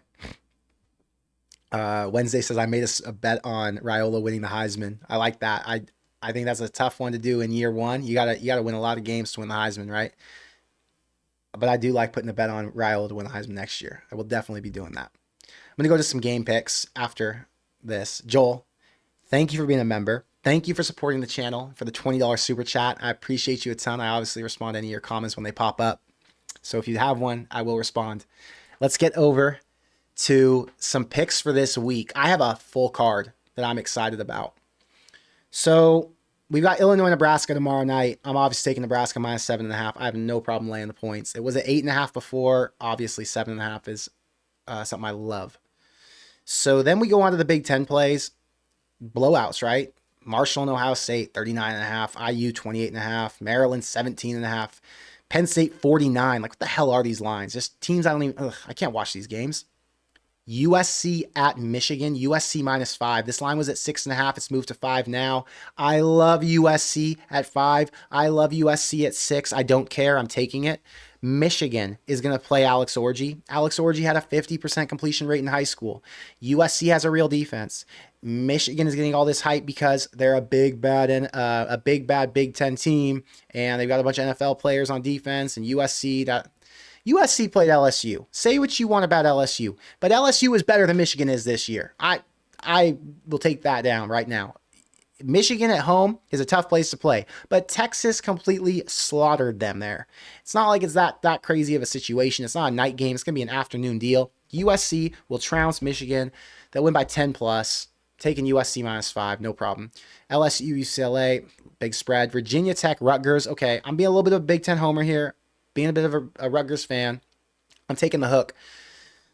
Give me Rutgers plus 3.5. Virginia Tech lost the first game of the season to Vanderbilt. I believe Rutgers is a good team. And Rutgers, I think, is off bye. So taking Rutgers. It's at Virginia Tech, but it's a day game. Should be able to do it. Northwestern Washington, know nothing about. Iowa at Minnesota. It's a night game at Minnesota. Iowa's a 2.5-point favorite. I love Iowa. I think Iowa's only getting better. I think that win against Troy was pretty impressive. I think they had good offense. I think their loss to Iowa State woke them up. And I don't think Iowa's going to lose again this year, to be honest. I think up until Nebraska, they might be 10-1. So give me Iowa minus 2.5. I'm taking Michigan State plus 6.5 on the road at Boston College. I think Boston College is good, but their win against Florida State is not as impressive as we thought it was. So Boston College, good team. Michigan State, decent team. I'm taking the points. 6.5 is a lot. Oregon State, Purdue, do not care. Purdue sucks. I'm not touching Purdue. They suck. Purdue sucks. I have to say that again. I hate Purdue. Loved this tonight. Didn't take it. South Alabama plus 7.5. In games where it's a primetime spot, like a Thursday, a Friday, a Tuesday, when not many teams are playing, and you're on a short week, I think anything can happen. Any team can win. Plus 7.5 for South Alabama was ridiculous. Love to see that they're beating out App State right now. Husker Chuck says, doesn't Iowa play Ohio State? If they do, then that's the game that I think Iowa would lose. But I thought they had a pretty cushy schedule. I don't remember them having to play anybody really tough. I don't remember who was on there, if it was Ohio State or Oregon. But regardless, Iowa's going to be, at that point, 9-2 going into Nebraska. I'm taking Stanford plus 9. I got it at plus 9. It's now at 8.5. I probably still like it. Syracuse is good, but Kyle McCord's getting a lot of hype. Give me Stanford. Don't think Kyle McCord's as good as people are saying. Mississippi State, Florida, ugly game. These are two terrible teams who need to get rid of their coaches, right? 6-point spread seems like a lot. I'm not touching it, but I would probably lean Mississippi State and get 6. Kansas, West Virginia, I'm not touching. I'm taking Arkansas State. I liked them against Michigan last week. 2 back-to-back road games against Power 5 teams. Arkansas State had a backdoor cover against Michigan, and I don't even think it was backdoor. They pretty much stayed in that game the entire way through. But I got plus 22 on them. I still like plus 21, so Arkansas State's good play for me. What else? Ooh, I'm taking Buffalo. I got plus 14. I don't know if I like 13 and a half. I really liked 14 because I just don't think Northern Illinois is going to go dominate a team. I mean, the Notre Dame win I get's impressive, but those happen all the time, and it doesn't mean a team's going to end up finishing at the top of their conference. Northern Illinois at 23 is a little bit of an overreaction, in my opinion. Buffalo coming off a big win over UMass last week. I had the -4. They won by like 30. So I'm taking Buffalo again. Arkansas at Auburn. I got Arkansas at -3 or at +3. It's now -2.5. Yeah, I still like Arkansas. I don't think Auburn's that good. They're still trying to figure their deal out with the quarterbacks. They're a young team. I think they're a developmental team. Arkansas, love their running back, love their QB. They had a close one against Oklahoma State. They almost won on the road. So I'm taking Arkansas. Arizona State, Texas Tech. I got Arizona State +3. I really like the quarterback. What's his name? Sam Levitt. I like Kenny Dillingham. Texas Tech lost, I think, to Washington State a couple weeks ago. Did they lose or did they win, actually? I don't remember. They lost to Washington State. They got crushed, actually, by 21. Yeah, I'm on Arizona State +3. Arizona State off an impressive win at Texas State. I think it was last week. They beat Texas State last week by 3. I'm taking Arizona State. Back-to-back road trips to Texas. I'm taking Oklahoma State. I got +2.5. It's now -2.5. I still like Oklahoma State. I don't know if Cam Rising is playing or not, but Oklahoma State hasn't been that good so far this year. I think this is kind of their wake-up call. Playing a top 25 team at home. Stillwater's an amazing place. One of my favorite stadiums I've been to, actually. I went to the Oklahoma State-West Virginia game back in 2018, the same day Nebraska played, or 2018. The same day Nebraska played Michigan State in that snow game when they won 9-6. Adrian Martinez was the quarterback back then. But I watched that game on a TV in a suite, like a little suite somebody had, at the Oklahoma State game. Amazing, amazing stadium. I love Oklahoma State's colors, the pageantry there, the fan base. Oklahoma State's awesome. Both Oklahoma schools have great fan bases. TCU SMU. TCU SMU is a rivalry. I'm taking SMU +3 at home. It's 2.5 now, but I like the +3 that I got. I was thinking about Miami and South Florida. Miami's got to go to South Florida. It's a night game. A little bit of a rivalry if you think about in-state. A lot of those players know each other. I'm leaning taking South Florida. I haven't done it yet, but I might take it. South Florida's always got good athletes. And Miami, although they've been good so far, they don't have any really impressive wins. They beat up on Ball State. They beat up on Florida A&M. And then they beat Florida, who's proving to be like a Florida State this year. Just absolutely abysmal. So I like South Florida. I haven't placed it yet, but I probably will. Cal at Florida State. I freaking love Cal. And I think the memes are so damn funny. So Cal is really liberal, obviously. Florida State is in the ACC. It's a Southern school. People are a lot more conservative. So there are a lot of trolls and conversations going back and forth. And I think it's so funny because you have two of the opposite fan bases. And although Cal doesn't have that many football fans because they don't care about football up in that area, people are going back and forth on Twitter anyway. So there's all this like rainbow colored stuff people post up and like making fun of how Auburn's super conservative and Cal went and beat them. I just think it's so funny. I love the trolling, and I'm taking Cal. I like Cal. They got a good running back named Jaden Ott. He's like a 4-star, superstar running back. Could have gone in the transfer portal and played anywhere. Decided to come back to Cal. They've got a really good DB. I can't remember their quarterback's name. Is his last name Mendoza? They got a good quarterback though. Let me see stats. Yeah, Fernando Mendoza. 61 of 87, 590 yards, 70% completion, 5 touchdowns to 1 interception. I'm taking Cal all day. Florida State has to prove it. They haven't proven shit yet. It's a home night game. I don't know why they're the favorite here. Cal already beat Auburn on the road. Look at this. Cal beat Cal Davis. They went to Auburn and won. They dominated San Diego State last week at home. I mean, the schedule's crazy because they got to travel all the way around the country, right? At Auburn. All the way across the country, Mission. All the way across the country to Florida State, Mission. All the way across the country to Pitt. All the way across the country to North Carolina. I mean, this is ridiculous, but I hope Cal keeps it up. Love Cal, and yeah, I just think it's so funny, the trolling online. So let's keep the trolling going, because that's what makes football fun, is the trolling and the back and forth and the banter. It's all entertaining to me.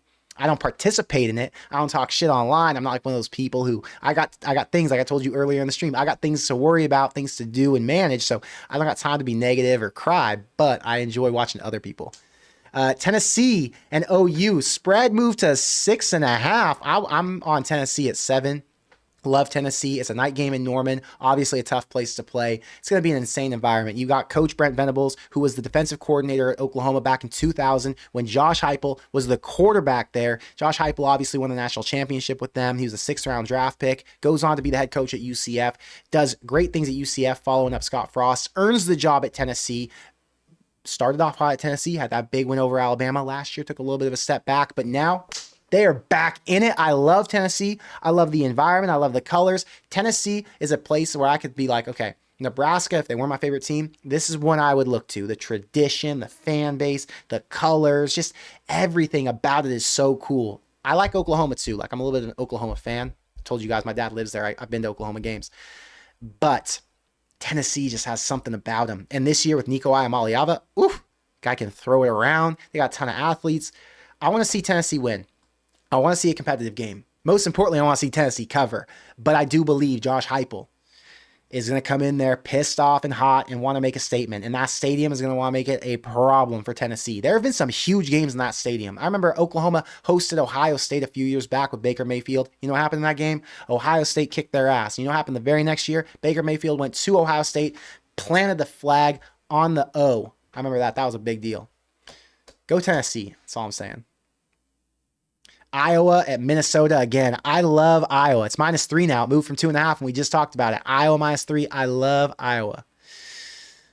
Baylor, Colorado. It's a night game in Boulder. Baylor is whatever to me, honestly. I'm not that hot on Baylor, but Colorado is still Colorado. I am taking Baylor. I don't know anything about Baylor. Who's their quarterback? I haven't watched a single Baylor game yet this year. They lost to Utah by 11. They beat Air Force. Who the hell is their quarterback? Sawyer Robertson. I know nothing about him. I've seen him play twice because I watched last year. DeQuan Finn is their quarterback, it looks like. I think Sawyer Robertson came in as backup duty off DeQuan. He probably got injured. DeQuan Finn was at Toledo. He's awesome, dual threat, and he transferred to Baylor. I'm riding Baylor. I don't care. I'm on Baylor. Colorado is not getting my money. Kansas State, BYU, my last game. BYU at home. I don't understand this line. Kansas State off an emotional victory over Arizona. Dominant victory over Arizona last week. They were the Friday night game. Top 25 matchup for Fox. This week it's obviously Nebraska, Illinois. Now, BYU comes in with wins over Southern Illinois, SMU, and Wyoming. And they weren't nonsense victories. SMU's a really good team, and they beat them on the road. Wyoming, solid group of 4 team. Beat them by 20. Why is Kansas State having to give 7 points? Look at that. It started at 7.5. I love BYU. I'm taking them. And that's my final pick for the weekend slate. Wait, did I open it? Yeah, we're good. Okay. Ike, thank you for the $5 super chat. He says, Connor, love the show. Bielema has had Nebraska's number, 4-2, mostly with Wisconsin, but what a head coach matchup. I think it's awesome that Matt Rule is getting to go up against a coach who's, in terms of X's and O's and from a Big Ten perspective, on his level. So I have a lot of respect for Bielema, and I'm excited that Nebraska gets to go against a coach now who these last 3, they were either young or they're all hype, or what was the last coaching staff? Oh, the last coaching staff, they're an FCS coaching staff. It's just different. They can't keep all those big time coaches. So yeah, it's going to be really exciting to see a coaching matchup, especially after last year's game where Nebraska was able to win. It's an exciting time. Thank you again for being a member. Thank you for the $5 super chat. The other Dave, thank you for the $10 and thank you for being a member. He says, rooting for your move to AZ. I live minutes from Old Town. So many Husker bars. At least 9 in the metro area, according to Husker Max. YouTube won't let me link. But it's under fan gatherings. Interesting. I'll have to check it out. Yeah, I'm staying in Old Town this weekend. I'm only going for one night. I'm going Saturday. I'll be there all day. And then Sunday, obviously the game, Sunday night fly home. But I'm staying in Old Town. I have friends who live all over. I've been to AZ a billion times and I really enjoy it there. So yeah, I think, that's probably the favorite. If you had to bet on it, I'm going to Arizona. Skurs News says, are you ever going to move to the good life? No disrespect to Nebraska. None at all. Lost my voice. One sec. God paused me. He's like, nope, you're not about to talk shit on Nebraska. Love Nebraska. But the way my life is set up, it just doesn't make sense. That's the best way to say it. I think Nebraska is really good for a certain type of person, you know? I don't know if I'll ever be married or if I'll ever have kids. Like, that's not my life is different. I move around a lot. I love to travel. I like to be in the scene. I like to be around a lot of people. I got friends who live mostly on the West Coast, so I like to be really close to an airport where I can bounce around and get places easily. I just don't see myself in a place where I'm going to want a slower, calmer, more chill vibe. I need problems. I need drama. I need excitement. You know what I mean? Arizona's good because I can still be close to the airport and I can get out to LA. I can get out to Vegas. My dad's got a second house in Vegas now, so I like going there. I can get out to Miami. Wherever it is that my friends are hanging out, I can go to pretty easily. I just need problems. I need excitement, and Nebraska doesn't provide that, right? I need crazy restaurants. I need crazy people. Like, I don't know what it is. That's my thing. I need a lot to be going on, to be stimulated. And I think Nebraska is great for most people. I just think I'm messed up. I think I'm a little bit of a psycho, and it's just not my deal. If I was going to get married and have kids and retire maybe, or like want to have a really chill situation, then yeah, that could be an option. But my dad lives in Oklahoma in a small town, 1,000-person town. It's called Grove. It's about an hour away from Walmart's headquarters in Bentonville, Arkansas. Okay. I love Grove. I've been to small town Nebraska 1,000 times. I grew up out there, right? I don't think I could even move to Grove. And Grove's got a lot going on. They've got Bentonville an hour away, but they've got, which is way crazier than what Omaha has, you know? But more importantly, they've got the lake in Grove, and like you have the whole boating community and the fishing community. And I've just never found that or seen that in Nebraska. So maybe it exists. I just don't know about it. But in my opinion, I've lived at the peak of what small town life could be, being at my dad's house. And it wasn't enough. And so I don't think I could go a step further and say, I'm going to go more chill life, you know? That's just my take on it.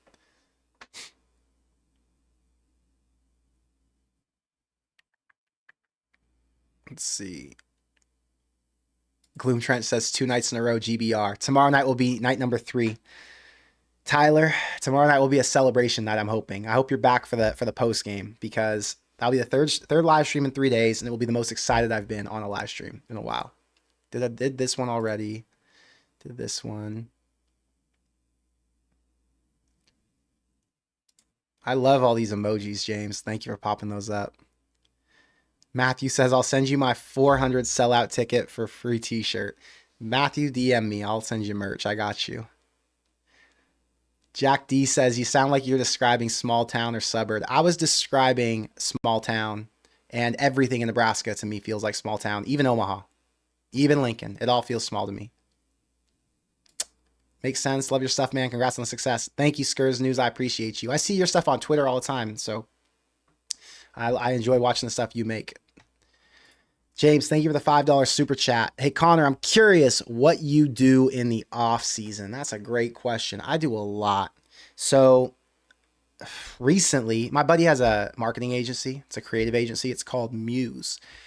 And he said, hey, I've got Adidas and I've got JD Sports and Foot Locker, all these brands that we do influencer marketing for, and I need help. He's like, I need people to manage the influencers and go find some. I mean, we're working with, tons of influencers. Like the other day, we signed Maya Brady, who's Tom Brady's niece. So we signed tons of people, but I manage that. So I go and find the influencers. We have a team. So we go and find the influencers. We communicate with them, or we communicate with their teams. We figure out what the deals are and their rates. We pay them from hundreds of dollars to thousands of dollars for Instagram posts to show up to events, things like that for all of these brands. So that's one thing I do.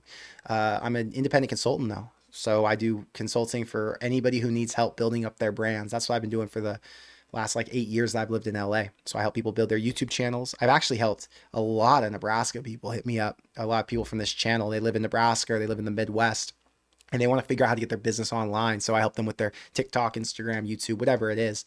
But yeah, that's what I do. I do brand consulting, and I help people build up their content. I got a lot going on.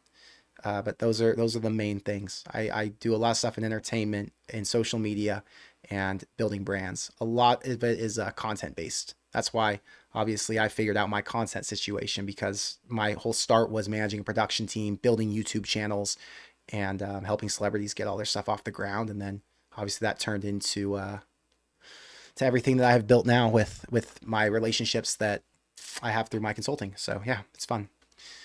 Let's see.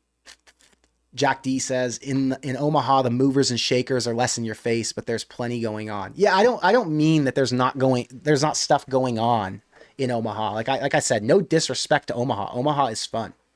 There's not a club scene. There's not a new Mediterranean restaurant popping up with a bunch of crazy hot girls that I can go to with all my friends overlooking the skyline, right? There's a different vibe where I live right now, and I want to make sure that I continue to have that vibe and that energy, at least for this period of my life. I'm 30, you know? I'm not in my 40s or 50s yet. When I'm older, you know, perspective and things change, but I'm still young. My entire adult life in my 20s was spent in LA and Miami and Arizona and Vegas and going to places like that, London, Dubai. My whole world has been just the extremes of the restaurants and the people and the doing stuff and the activity. And when I go to the Midwest, it's just a different vibe. I've traveled a ton, right? I've been to like 40 states out of the 50. And I've spent a lot of time in the Midwest. I love it. It's just living in it isn't my deal. Living there and being there all the time is really tough. You wish says sometimes Connor is so zesty. I love it. I'm not zesty. Am I zesty? It's hilarious. Pretty Sarah says, I would hate living in the 115-degree dog days of Arizona. Yeah, that's the downside, right? But I'll tell you the upside. The California state income taxes, and now that matters for me because the more money I make, the more I pay in taxes, is 13% for people who make a lot of money. And in Arizona, it's 2.5%. So I can afford to move to a different place and still be able to buy tickets and pay for hotels in other places. Or I have so many friends all over the country, I could go and literally move in with them for periods of time. My best friend's house, he's in Dubai, is in Salt Lake. So in the warmer months, I could go up to Salt Lake where it's a little bit cooler, hang out with him. It's not 115 in Salt Lake. Might get to high 90s, but more California-like. And same thing with California. I've got friends here I can come stay with. So I think the beauty of leaving is I'll save and have a lot more money to be able to travel and do more with. I'm already traveling a ton, so that's the other thing. I need a home-based state, and then I'll just move from there because I'd say 6 months of the year I'm traveling. You guys would be sick if you saw my flight schedules. It's sick and it's not fun. It's like there's a lot of stuff I have to travel for. I'm just like, God, I want to be home and I don't get to be home. That's the best part of football season. I'm traveling 8 times in 3 months for football season, but it's quick trips. It's like 3-4 days max. And during the off season, I'm gone all the time. It's a lot. It's like, okay, 2-week trip here, 3-week trip here. In 2022, I spent 4 months of 2022 in Florida. 4 months. It's a lot of time. And yeah, so wherever I live is really just a home base. And then wherever I travel to is where I'm really experiencing life. But in Arizona, you're in the house. You know what I mean? Husker JPEG says, I could never do LA. Small town for me. No one should come to LA. LA's a mess. The politics have completely ruined it. It's dangerous. Homeless are running rampant. I have to carry a knife on me now when I go for walks. It's a mess. Girls are getting harassed all the time. Homeless people are spitting on people. I mean, I live in the heart of Hollywood, so it's just the worst of the worst. But everywhere you go, they defunded the police. It's a total mess. So don't come to LA.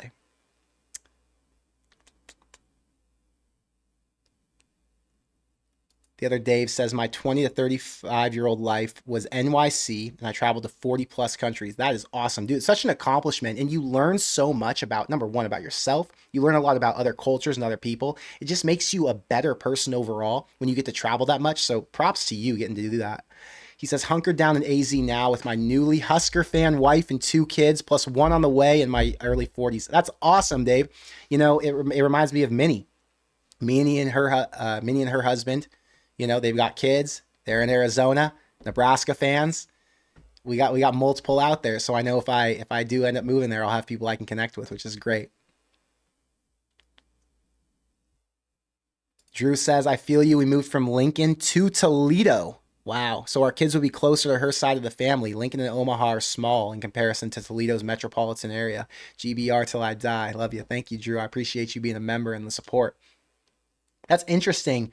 Toledo, Ohio. I never knew anybody who moved there. I think I've driven through it. I've been to Ohio a bunch, But Ohio's cool. It's got like Cleveland was nice. I haven't been to Cincinnati. I would have assumed, obviously, Toledo and Ohio just in general has more people and more things going on than Lincoln or Omaha. But yeah, interesting. Colin says he's been listing stuff off. What's Colin talking about? Number one, we haven't shown anything on offense because we haven't needed to. Facts. Okay, I agree. Two will be the loudest home game in maybe ever. Mm, Colorado's pretty loud. I think Nebraska's going to get close, but it might be 90%. Might be 90% to it.